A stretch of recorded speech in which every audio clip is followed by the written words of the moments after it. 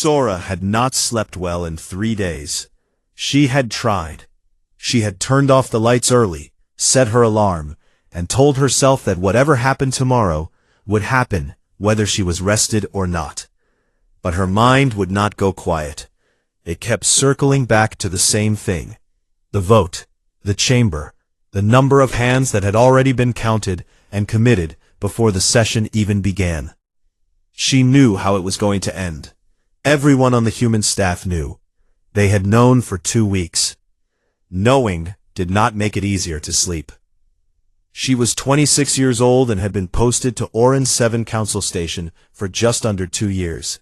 She was a junior attaché, which meant she carried documents, managed schedules, sat in the back of rooms where important things were decided, and tried to learn as much as she could without taking up too much space. She was good at her job. She had a sharp memory and a calm face, and she listened carefully to everything.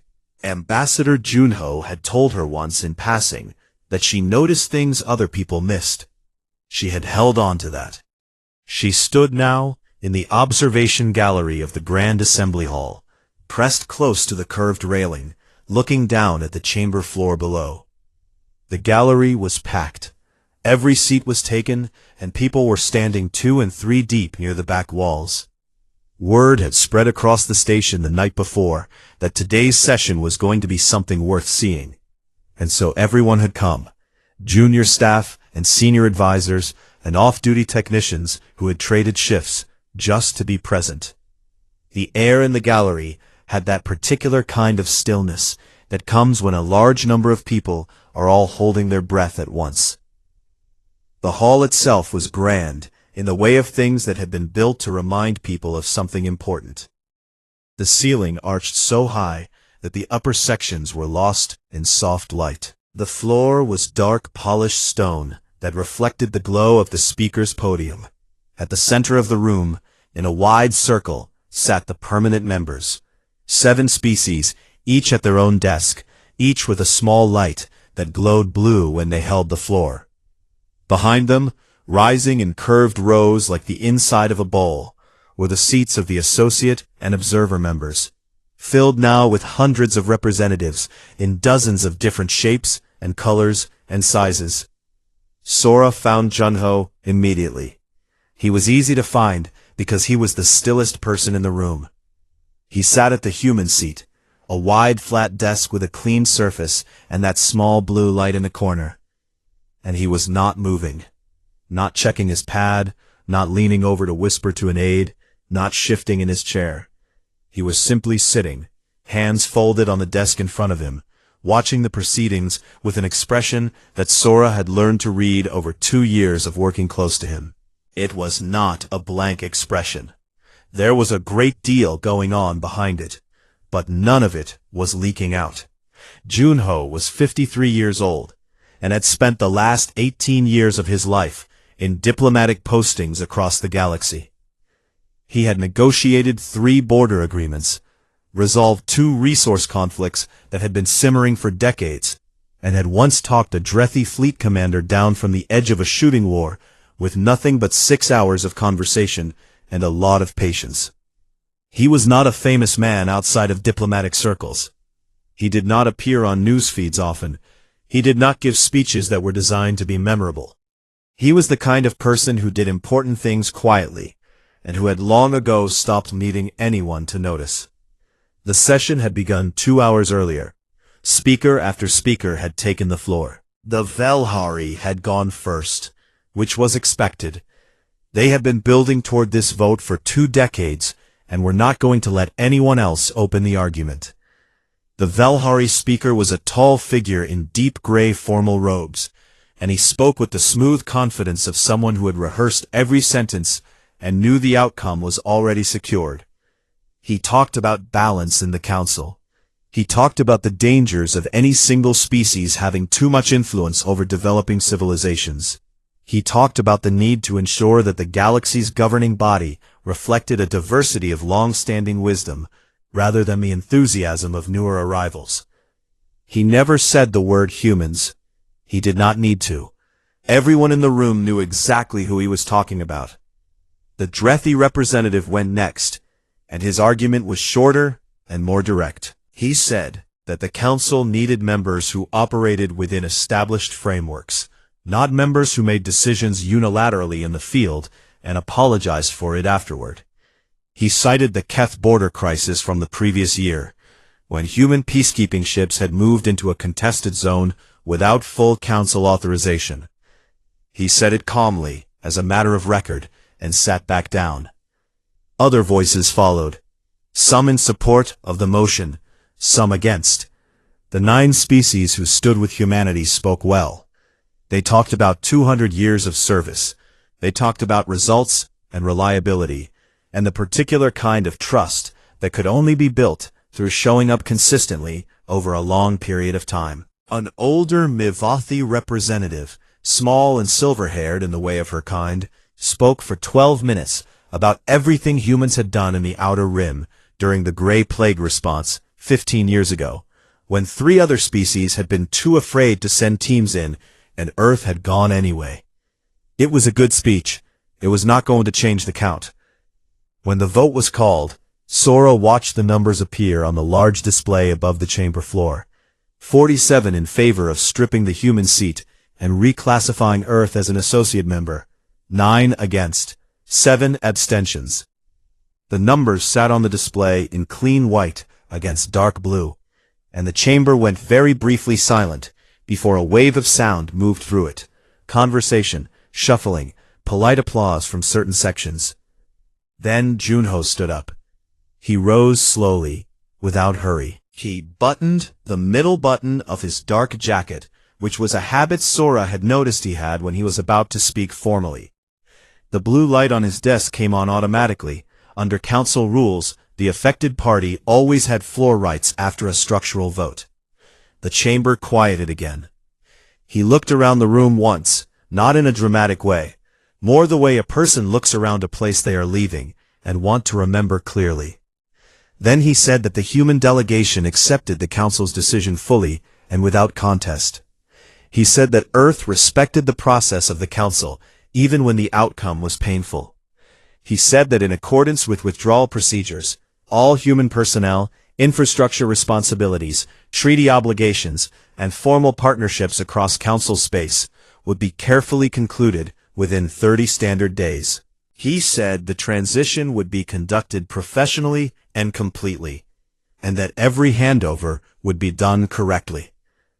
He said he was grateful for 200 years of shared work. He said he meant that sincerely. He said he wished them all well. Then he picked up his notepad, tucked it under his arm, and walked out of the chamber. His 2 senior attachés fell into step behind him without a word or a glance back. The blue light on the human seat went dark for the first time in 2 centuries. The laughter started near the Velhari section, not loud, not cruel, just the easy, relaxed laughter of people who had won something and were feeling good about it. Someone said it was a nice speech for a species that was upset. Another voice said humans always made everything more serious than it was. Sora did not hear most of it. She was already moving toward the exit, pushing gently through the crowd, making her way down to the corridor where she knew Junho would be. She found him standing at the long viewport near the east corridor, alone, looking out at the stars. She came and stood beside him, and did not say anything for a moment. The stars outside were still and cold and very far away. She asked him, quietly, if he was okay. He did not answer right away. He stood there looking out at the dark for a few more seconds. Then he said yes. She looked at his face carefully. He was not angry. He was not sad in the way she had expected. There was something else there. Something she tried to name while they stood in the quiet corridor together, and she almost had it. And then his expression settled back into its usual calm, and the moment passed. Later, on the transport back to the human section of the station, she thought about it again. She turned it over in her mind until she found the right word. He had looked relieved, not happy, not victorious, just relieved, in the deep, quiet way of someone who had been carrying something heavy for a long time, and had finally, in a way they had not chosen but could not refuse, been allowed to set it down. She filed that thought away carefully, the way she filed everything, and looked out the window at the dark. The first day after the vote was quiet. That was the part that surprised people later, when they looked back and tried to understand how it had all unfolded. There was no alarm, no immediate crisis, no moment where someone looked up from their desk and said, "Something is wrong." The station ran normally. Ships came and went on schedule. The council's administrative offices opened at the usual time and processed the usual volume of work. In the corridors and the common areas, life moved the way it always moved on Orin 7. Busy and multilingual and crowded and ordinary. The only noticeable difference was the gradual emptying of the human sections. It happened steadily and without drama. Human staff began clearing their offices. Boxes were stacked near doors. Shared equipment was logged and returned. In the medical wing, the human doctors started patient handovers. Long, careful sessions where every case was documented and passed to whatever receiving staff could be arranged. In the engineering departments, human technicians filed detailed completion reports and handed over access codes and made sure, in their thorough and unhurried way, that every open task had a clear record of its current status. Sora coordinated a large part of the Orin 7 withdrawal from a temporary office she had set up with 2 folding tables and a comm unit. It was detailed, grinding work. She cross-referenced every human posting on the station, confirmed handover timelines, tracked which departments had acknowledged receipt of their withdrawal notices, and followed up personally when they had not. Most department heads she contacted were relaxed about it. They said things like, "It's fine, and we'll sort it out, and don't worry, we've managed transitions before." She thanked each of them, noted the response in her log, and moved on to the next. She noticed, early on, that almost none of them had asked any specific questions about what exactly they were taking over. On day 7, a message came in from Drethi Prime. It was not a distress signal. It was a technical inquiry, routed through council administrative channels, asking whether any human engineering staff were still available on a contract basis to assist with a software issue on the planet's food distribution network. Sora read it, noted it, and forwarded it to the withdrawal coordinator with a flag. There were no human engineers available on contract. The withdrawal was a full withdrawal. She sent back a polite and clear response, saying so. 2 days later, another message came from the same planet, this time through a different channel, and with slightly more urgency in the tone. The distribution network was throwing errors across multiple provincial relay points. Could the humans recommend someone who might help remotely? Sora dug into the background on this one, because something about it bothered her. She pulled the original engineering records for the Drethi Prime Food Network, a system that fed about 4 billion people across the planet's outer provinces. The network had been built 70 years ago, during a famine response. A human team had designed the core architecture. Over the decades, the Drethi had taken over the surface layer operations, the routing interfaces, the scheduling dashboards, the daily management tools. All of that was theirs, and they ran it well. But the foundation of the system, the deep logic that handled load balancing and self-repair and automated rerouting when nodes went down, had been written in a human technical framework that had since gone through multiple generations of updates. The 2 human engineers who had been maintaining that deep layer quietly, without anyone ever formally recognizing that they were doing so, had boarded a transport back to Earth on day 5. Nobody had asked them to document what they maintained. Nobody had known to ask. Sora wrote all of this up in a careful report and sent it to Junho on Earth. His reply came the next morning. He said, "Log it and keep going." She logged it and kept going. On day 9, the problem at the Velhari shipyards became public. which meant it had been a problem for at least several days before that. 3 heavy cruisers had been sitting in final stage construction for 18 months. Hulls complete, weapons installed, engines mounted, everything ready except for the last stage of hybrid drive calibration and integration. The human technical team that had been leading that final stage had submitted their withdrawal notice on day 2 and had cleared the shipyard by day 6. The Velhari engineers who took over discovered, in short order, that the hybrid drive design had been a joint development. 3 years of collaborative engineering between Velhari and human teams had produced something that was neither fully one nor fully the other. The full design documents existed, but the sections developed by the human team were stored on systems that had since been shut down and removed. The formal design transfer had never been completed because it had never been formally requested. The humans had handed over exactly what was asked for, documented exactly what was required, and followed the withdrawal procedure with complete accuracy. What had never been asked for was a complete accounting of everything they knew. The cruisers sat in the dock. 3 of the most powerful warships the Velhari had ever commissioned, finished in every visible way, unable to move. On day 11, the Orin Medical Institute lost 38 doctors between the morning and the midday transport. The Institute's director had filed a staffing adjustment request with the Council's Personnel Office on day 3. The Personnel Office had logged it as a routine adjustment request, which had a standard processing window of 4 to 6 weeks. Nobody had put an emergency flag on it. Nobody had thought it warranted one. 14 surgical procedures had to be postponed. 7 long-term care patients had to be transferred to facilities on other stations.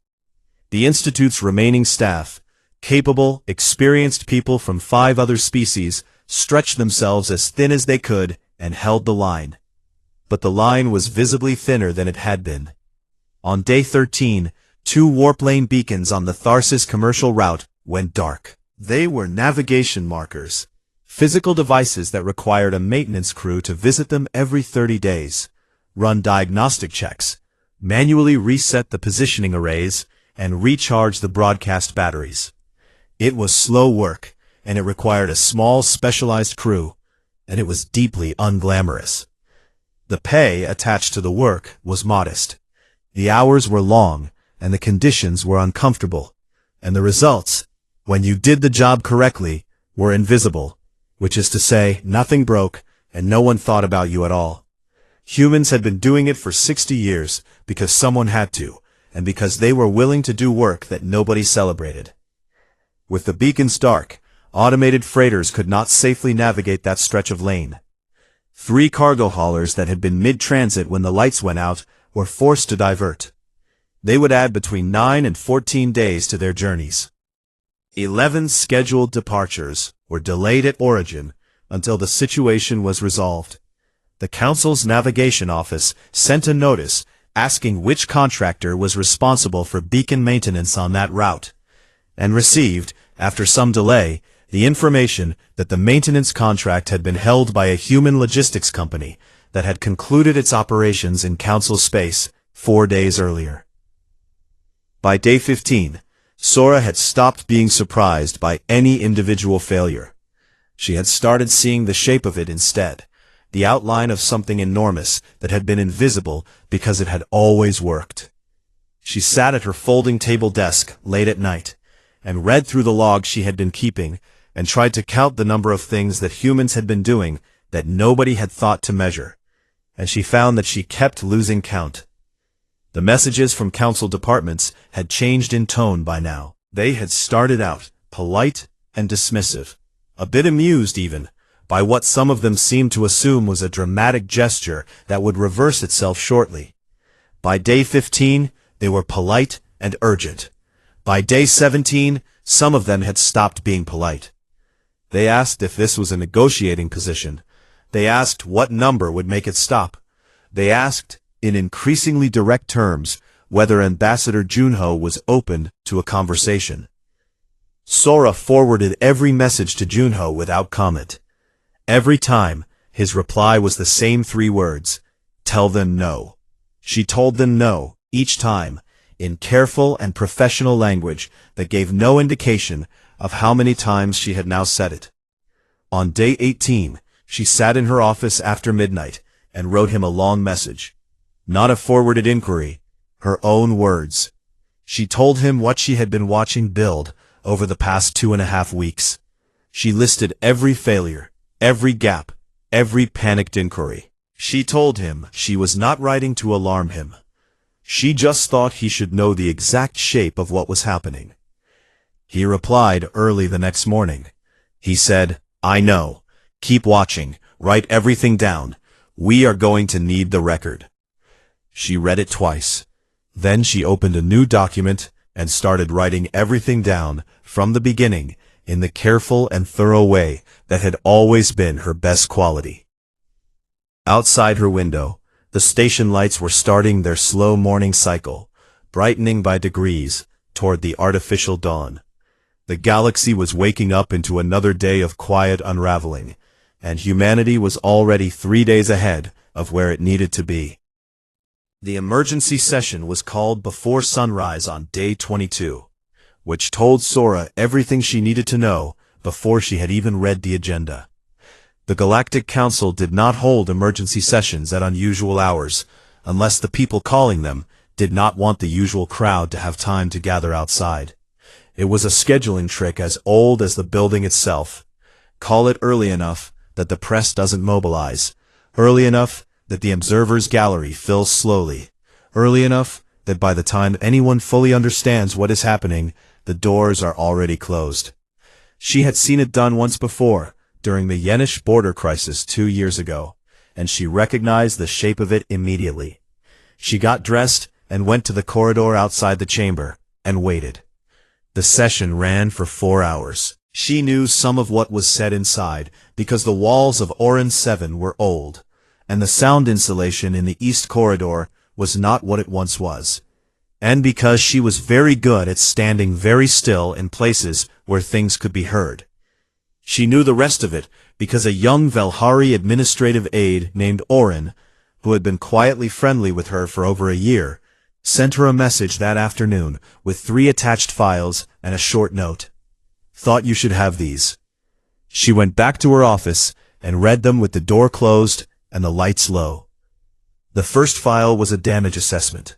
14 pages, dense and careful, prepared by someone on the Council's operational staff who had spent the previous week going through every department and asking the question that apparently no one had thought to ask before the vote. What exactly are the humans responsible for? The document read like the answer to a question that should have been asked 200 years ago, and somehow never was. 19 service sectors had been flagged as critically impacted, not slowed down, not inconvenienced, critically impacted, the formal language used in council documentation when a system failure has the potential to cause direct harm to living populations. The Drethi Prime Food Network was on the list. The Orin Medical Institute was on the list. 5 warplane maintenance routes were on the list, 2 of which connected outer colony worlds that had no alternate supply path. The Velhari shipyards were on the list. The Council's Rapid Response Peacekeeping Unit, which had lost its entire trained human backbone in a single week, was on the list. 3 major construction projects were on the list. A water treatment facility on a mid-rim world that had been jointly managed by human engineers for 40 years was on the list. Sora read every page. She read slowly, and she did not skip anything. The second file was a partial transcript of the emergency session, 2 hours of it, the part before the chamber had apparently voted to seal the record. She found what she was looking for on the 9th page. The Velhari speaker, the same man who had led the charge, the same man who had smiled when Junho walked out, the same man whose smooth, confident speeches had framed humanity as a minor inconvenience to be neatly reclassified, had stood up in that closed session and read the damage assessment aloud to the chamber. The transcript noted, in the small italicized side text that the administrative recorder always added to the official record, that the chamber was quiet throughout. He had then made a statement that Sora read 3 times, because she wanted to be certain she was understanding it correctly. He said that in 200 years of human membership in the Galactic Council, the Council had never once conducted a formal dependency audit of human contributions to shared infrastructure. Not once. Nobody had ever sat down and measured it. Nobody had ever asked what would stop working if the humans left, because there had never been a reason to ask. The work had always been done, and the systems had always run, and the crises had always been managed, and it had all felt so natural, so expected, so reliably present, that it had simply never occurred to anyone in a position of authority to wonder what was underneath it, what was holding it up, what quiet, patient hands were keeping the lights on while everyone else was busy voting on important things. The 3rd file was a single page, an economic summary. It had one finding, stated in very clean and formal language. Human involvement in council-wide systems over the preceding 200 years had not been supplementary. It had been foundational. The economist's estimate, and she noted carefully that the economist had flagged it as a conservative estimate, meaning the real number was likely higher, was that approximately 42% of stable council-wide infrastructure had human involvement woven through it at a structural level. 42%. Sora sat with that number for a long time. She thought about all the meetings she had sat in the back of, all the sessions where a senior council member had spoken over Junho with the particular kind of patience adults use on children who are being earnest but not quite relevant. She thought about the word that got used so often, young species, as if age were the only measure that mattered. She thought about 60-year-old code holding up a food network on a planet of 4 billion people. She thought about beacon maintenance in the cold dark of space, unglamorous and invisible, done because someone had to do it, and the humans never turned away from that kind of work. She thought about 200 years of showing up.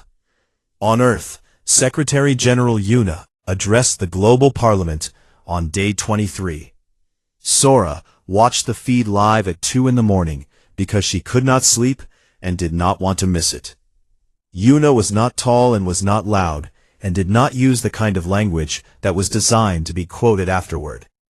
She spoke the way someone speaks when they have finished grieving something and are now completely clear about what comes next. She said that Earth would not be returning to the Galactic Council under the current structure.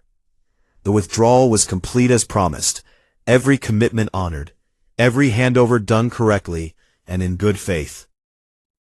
Going forward, humanity would build direct relationships, real ones, bilateral ones, built on terms that went both ways, with any species and civilization willing to meet them as equals. The Parliament applauded for a long time. The same day, Defense Commander Mira called a private briefing for Earth's senior military and strategic staff. Taeyang was present as a lead analyst and told Sora about it later in careful detail, which was one of the things she appreciated most about working with him. Mira had put a single image on the screen. It was a map of human-controlled space, and running through it were a series of planned warp gate routes that had been sitting in proposal status for 31 years. The Council had blocked them, consistently and without much public explanation, under regulations that cited network stability and traffic management. Mira had a different word for what those regulations had actually been. She used it once, clearly, and moved on. The routes were no longer blocked. Earth was no longer bound by Council regulations. The construction could begin immediately. She called in the head of Earth's Warp Gate Division then.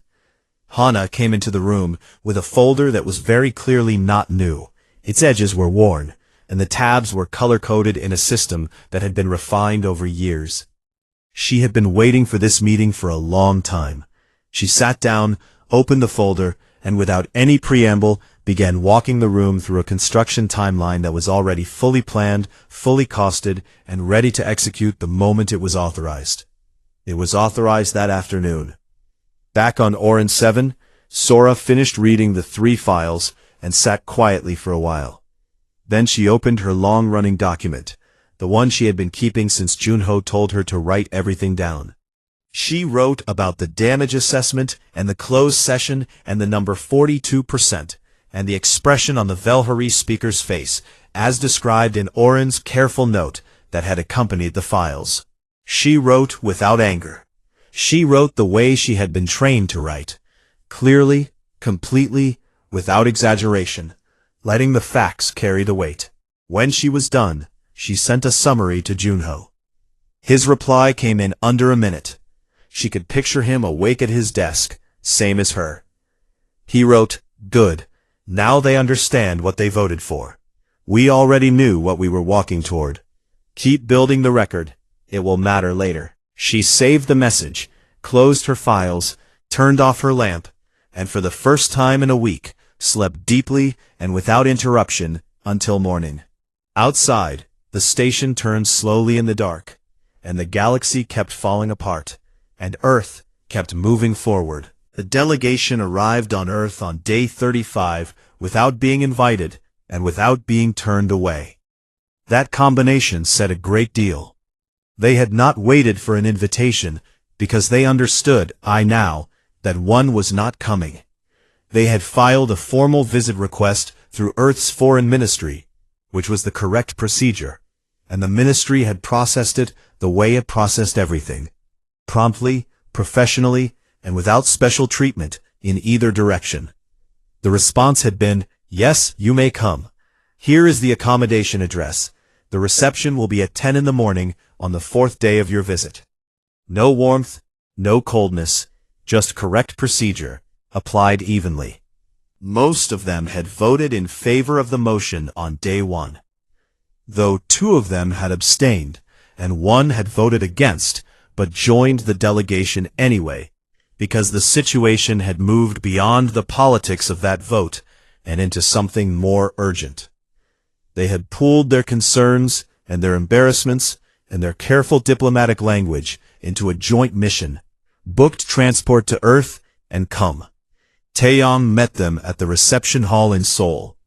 He was Earth's lead xenodiplomacy analyst, a quiet, thorough man in his late 30s, who had spent 12 years studying how different species communicated and negotiated, and what they were actually saying when they said the things they said.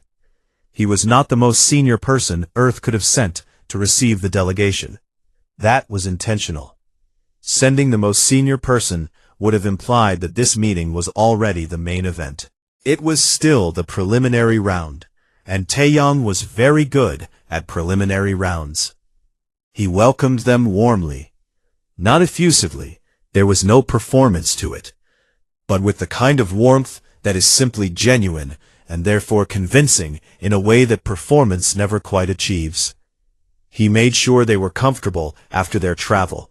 He arranged meals that had been thought about carefully, real food, prepared by human hands, from ingredients that had been grown in actual soil under an actual sky. Several of the delegates had never eaten food prepared this way, and said so. And Taeyong listened to each of them describe the experience with the same attentive interest, whether it was the 3rd time or the 10th time he had heard similar words that day. He arranged small tours of the city for those who were interested. He made himself available for conversation at reasonable hours. He asked questions about their worlds and their families and their work, and listened to the answers in a way that made people feel that their answers mattered, which was a skill that looked effortless and was in fact the product of considerable practice and genuine curiosity. He said nothing about the crisis, not once, not a single reference to collapsed infrastructure, or emergency sessions, or damage assessments, or the number 42%. He was simply a good host, doing his job with great care and skill, and the effect this had on the delegation was interesting to observe. By the 2nd day, most of them had relaxed into the visit in the way that guests relax when they realize the house is comfortable and the host is not going to make them feel bad. But one of them had not relaxed at all. The Velhari speaker, Orath, his name was, a man who had spent 40 years in high-level politics and who had the kind of face that was usually very easy to read because it was trained to project exactly what he wanted it to project, was visibly unsettled by the second evening, and visibly more so by the morning of the third day. Taeyong noticed. He noticed most things. What was unsettling Orath, he had concluded, was the absence of confrontation. Orath had come prepared for a fight. He had prepared arguments, and counters to arguments, and counters to those counters. He was a man who operated very well in the space of opposing positions, who was skilled at finding middle ground when both sides were pressing hard against each other. There was just hospitality and good food, and a host who kept asking him thoughtful questions about the Velhari homeworld, and seemed genuinely interested in the answers. Confrontation gave you something to push against. This gave you nothing to push against, which was somehow much harder. On the afternoon of the third day, Orath requested a direct meeting with whoever was responsible for Earth's response to the current situation. He phrased it more diplomatically than that. He said he felt it would be productive to move toward more formal discussions. Taeyong said he would arrange a meeting with Ambassador Junho. Orath said he would appreciate that very much. Junho met the full delegation the following morning. The room was mid-sized and well-lit, with large windows that looked out over the Han River. Junho arrived exactly when he said he would, alone, carrying a small notepad. He shook each delegate's hand and exchanged a few words with each of them, before sitting down at the head of the table. He poured himself a glass of water. He set his notepad on the table, and did not open it. Then he waited for them to speak first, which was not an accident. The delegation had prepared their approach. They went through it in turns, each one covering a different piece. The situation had created unexpected difficulties, systems that the council had perhaps not fully appreciated or experiencing stress. There was genuine goodwill on the council's part toward finding a path forward. The question of the human seat was not closed. There was flexibility that had not existed before. Earth's contributions were valued, had always been valued, and there was a strong desire to find a way to express that more formally. All of it said carefully, all of it honest, in the way that things are honest when the people saying them believe what they are saying, but are not yet saying everything they understand. Junho listened to the whole thing without interrupting or writing anything down. When the last voice finished, the room was quiet. He looked around the table once, then looked at his glass for a moment, as if gathering something. Then he looked up and spoke. He said that he wanted to offer some observations, not as accusations, because this was not a moment for that, but because any conversation that was going to lead somewhere real had to start from an honest place. He told them that in 200 years of council membership, humans had been denied full voting rights on 14 major resolutions that directly affected human space and human lives. He told them that humans had been excluded from 3 treaty negotiations that involved borders within human territory. He told them that humanity had been voted into 2 crisis deployments, sent to fight and keep peace in conflicts that had nothing to do with Earth, without prior consultation and without the right to refuse. He said that throughout those 200 years, the work that humans did had been treated as a given, not thanked, not measured, not recognized. Expected, in the way that the function of a tool is expected, rather than appreciated. He said that he was not saying this to make anyone feel guilty. He said he was saying it because it was true, and because he respected the people in this room enough to say the true thing, rather than the comfortable one. Then he said, clearly and without any edge in his voice, that Earth was not interested in returning to the Council in the role it had previously occupied. Humanity was not available to be a tool, regardless of how valuable the tool had been. If the Council was prepared to rebuild its structure around a genuine partnership, one with binding commitments, equal standing, shared decision-making, and obligations that ran in both directions with real consequences when they were broken, then Earth would engage with that conversation seriously. Until that conversation was ready to be had, he said, Earth had other directions to move in. He thanked them for making the journey. He meant it.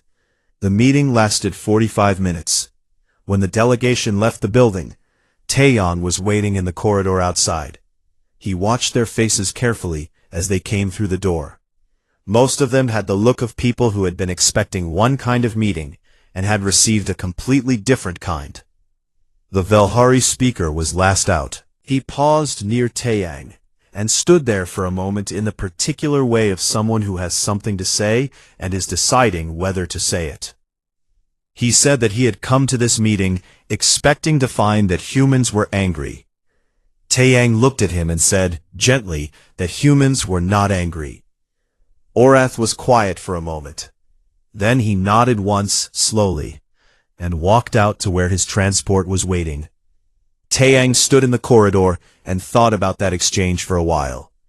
He thought it was probably the most important thing he had said all week. 3 of the 7 delegations filed formal requests for bilateral meetings with Earth's foreign ministry before their ships had cleared Seoul airspace. The ministry processed all 5 promptly, scheduled the meetings in the order they were received, and assigned the appropriate staff. Junho heard about all 5 requests from Taeyeon and said only one word, good. Then he asked about Hana's progress on the warp gate construction. Taeyong told him she was ahead of schedule by 11 days. Junho nodded, picked up his notepad, and went back to work. Hana had been awake for 31 hours when the gate went live, and she would not have traded those hours for anything. She stood at the main console in the orbital station's control room, both hands flat on the edge of the desk, watching the power readings climb the way she had watched them climb in simulations dozens of times and in real tests twice before. But this was the real one, the final one, the one that counted. Around her, her team was completely silent. Not the silence of people who were nervous, but the deeper silence of people who had worked so hard for so long that they had moved past nervousness into a place of pure concentration, where the only thing that existed was the next number on the display, and then the next one after that. The gate hung in the dark outside the viewing panel, a wide ring of pale structural metal and resonance nodes, looking almost too simple for what it was, like a circle drawn in space by a steady hand. It had taken 11 months to build at this site, but the real construction had begun years before that, in the form of 31 years of blocked proposals and redesigned plans, and funding arguments, and late nights, and Hana telling anyone who would listen that this was not just possible, but necessary, and that the only thing preventing it was a set of regulations that had nothing to do with engineering, and everything to do with control. The regulations were gone now. Earth had done that by walking out of the room. When the gate reached full activation threshold, a single low tone moved through the station like a breath. The ring outside pulsed once with pale blue light. Then it held, steady and calm, as if it had always been there. Hana said, "Run the confirmation pass." A probe went in. 4 seconds later, 12 light minutes away, the receiving station logged the arrival. Clean transit. 0 deviation. All systems nominal. The data came back perfect. Someone behind her made a sound, half shout, half laugh, the kind of noise that comes out of a person when they have been holding something in for too long. Then the whole room was loud at once, and Hana stood in the middle of it, with her hands still flat on the console, and her eyes on the display, and let herself feel it. Not for long. 30 seconds, maybe 40. Then she picked up the comm and called Daewon. Commander Daewon had been waiting in formation for 8 hours. The UESS Yonsei sat at the edge of the activation zone with 11 other ships arranged behind it in a loose arc. And Daewon had spent those 8 hours the way he spent most waiting, reading reports, checking formation integrity, drinking too much coffee, and not saying out loud what he was thinking. He had been a fleet commander for 16 years. He had learned early that the moment you let yourself feel certain about something, was usually the moment it stopped working. But when Hana's voice came through the calm and said the lane is open, he set down his coffee and closed his eyes and breathed once. Slowly, all the way out. Then he opened his eyes and ordered the fleet to move. The 12 ships went through the gate in sequence, one by one, each one vanishing into the pale light and arriving clean on the other side in seconds. When the Yonsei came through last, Daewon stood at the front of his bridge and looked out at a sky full of stars that were arranged differently than any stars he had seen before. The gate had carried them across a distance that through council-controlled lanes would have taken weeks of approved transit requests and checkpoint fees and route permissions. They had covered it in 4 seconds. He stood there for a moment and looked at those new stars. He thought about the word that Mira had used in her briefing, the word for what those blocked routes had really been. He thought it was the right word. He thought about the fact that it had taken being pushed out of a room to finally be free of it, and he was not sure whether that was a sad thought or a freeing one, and decided it was probably both at once. The fleet's mission was not military. The 12 ships carried diplomats and scientists, and cultural liaisons, and medical teams and engineers, people who were very good at introductions, at sitting down in a new place, and finding out what was needed, and whether there was something to be built together. In the region of space now accessible through the new gate, lived more than 40 civilizations that had never joined the Galactic Council. Some were small. Some had been trying, for decades, to get the Council's attention, and had received in return the bureaucratic version of a politely closed door. Daewon sent out first contact signals on day 1, and received 12 responses within 48 hours. That alone told him something important. These were not civilizations that were going to make them wait. Over the following 3 weeks, the fleet made contact with 11 civilizations in detail. Some were cautious and took time. Others were so eager to talk that the diplomatic teams struggled to keep up. 2 of them, a quiet, careful people called the Sorvani, and a larger and more expressive civilization called the Menthali, had been attempting to reach the Council for over 30 years, and had each received, across all those years, a combined total of 4 formal responses, all of which were polite and vague and clearly templated. When the Yancey's diplomatic team sat down with the Sorvani representatives for the first time, there was no hierarchy in the room, no senior species and junior species, no council framework dictating which concerns were legitimate and which were premature, just people, sitting across from each other, talking about what each of them had and what each of them needed, and whether there might be a way to help each other. The Sorvani lead representative asked, in the second meeting, why humans had come now after such a long silence from the wider galaxy. The diplomatic team's lead, a steady-voiced woman named Arum, explained honestly. She said that humanity had spent 200 years inside an institution that had not treated them as equals, and that they had recently left it, and that one of the first things they had done with their freedom was come here, to the places the institution had overlooked. The Sorvani representative was quiet for a moment.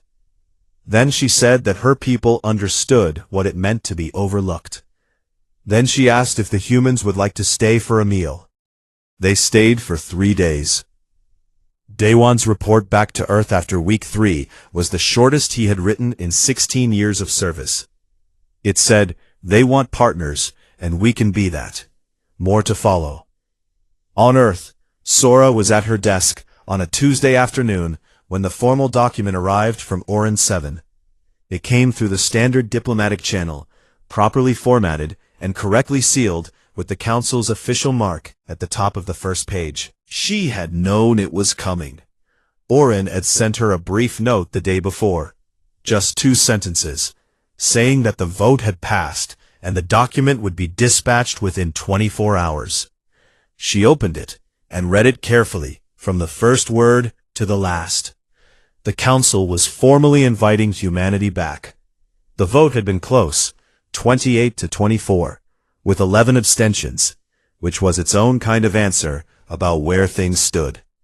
But the terms described in the document were genuinely different from what had existed before. Voting rights had been revised and expanded.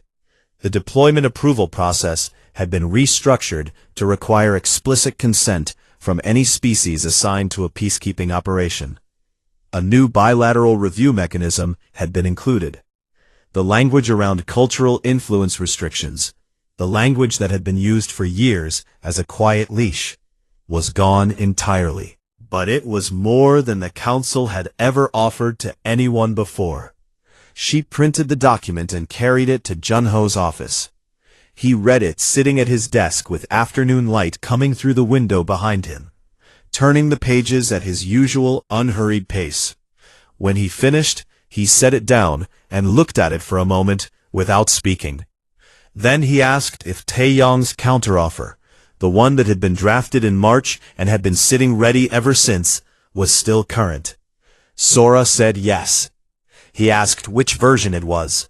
She told him it was the full version, the one with co-chairmanship of the Security Committee's Oversight Board, the one with the resource equity framework that included independent arbitration rather than internal council review, the one with joint enforcement mechanisms that had actual consequences rather than advisory language that could be politely ignored.